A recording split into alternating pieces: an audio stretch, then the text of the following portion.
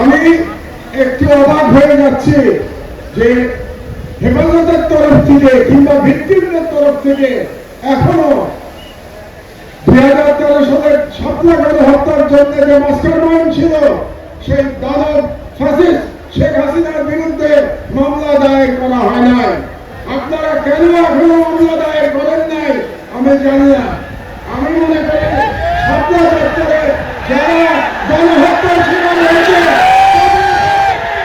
শেখ হাসিনার বিরুদ্ধে গণহত্যার মামলা দায়ের করতে হবে, এটাই এক নম্বর দাবি।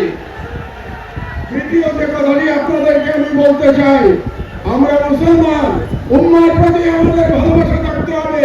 তাই গাজার শহীদ এবং কাশ্মীরের মুসলমানদের উপরে যে জুলুম চলছে তার বিরুদ্ধে আমাদের ঐক্যবদ্ধভাবে আন্দোলন চালাতে হবে।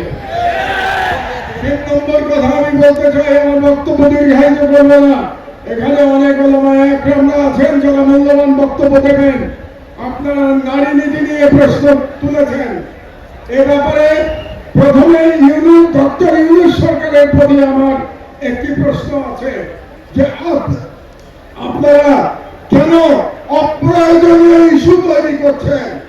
নারী কমিশন করবার জন্য জুলাই বিপ্লবের তরুণেরা জীবন দেয় নাই। তারা জীবন দিয়েছিল বাংলাদেশকে ফাঁসিবাদ মুক্ত করবার জন্য, বাংলাদেশ থেকে ভারতীয় আগ্রাসনবাদ মুক্ত করবার জন্য। কাজেই আপনারা সরকারে বসেছেন যাতে করে বাংলাদেশে আর ফাঁসিবাদ ফিরে আসতে না পারে।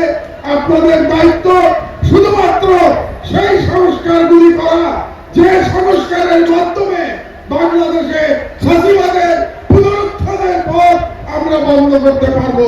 কাজেই ডক্টর ইউনূস সরকারের প্রতি আমার বাংলাদেশের একজন প্রবীণ নাগরিক হিসেবে পরামর্শ থাকবে, আপনারা অপ্রয়োজনীয় ইস্যু তৈরি করবেন না। এবং আমরা দেখতে পেয়েছি আপনারা অনেকগুলো অপ্রয়োজনীয় সংস্কার কমিশন করেছেন। এই সমস্ত সংস্কার কমিশনের কোনো প্রয়োজন ছিল না। আপনারা রাষ্ট্রের সম্পদ এবং সময় নষ্ট করছেন। আমার অনুরোধ, এই সমস্ত কমিশন আপনারা বাতিল করে দেন। এই সমস্ত কমিশনের কোনো প্রয়োজন নাই। আর আলেম ওলামাদের কাছে আমার নিবেদন, আপনারা নারী নীতি নিয়ে লড়াই করতে গিয়ে বৃহত্তর লড়াই থেকে সরে যাবেন না। আমাদের বৃহত্তর লড়াই ভারতীয় সাম্রাজ্যবাদের বিরুদ্ধে লড়াই, বৃহত্তর লড়াই ইসলামের জন্য আমাদের লড়াই। আপনারা যদি নারী নীতির মতো একটা ইস্যু দিয়ে আন্দোলন করেন তাহলে আমাদের যে বৃহত্তর আন্দোলন এটা ক্ষতিগ্রস্ত হবে। কাজে নারী নীতি অবশ্যই আপনারা প্রতিবাদ করবেন, কিন্তু তার মানে এই না যে আমরা মূল লড়াই থেকে সরে যাব। মূল লড়াই থেকে আমাদের সরে যাওয়া যাবে না। এই জন্য আপনাদের কাছে আমার আহ্বান, আপনারা ঐক্যবদ্ধ থাকবেন। আমি বিশ্বাস করি বাংলাদেশের আলেম সমাজ যদি ঐক্যবদ্ধ থাকে তাহলে বাংলাদেশের স্বাধীনতা কেউ ছিনিয়ে দিতে পারবে না।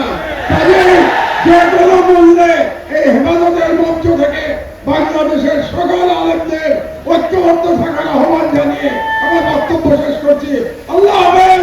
বাংলাদেশ জিন্দাবাদ।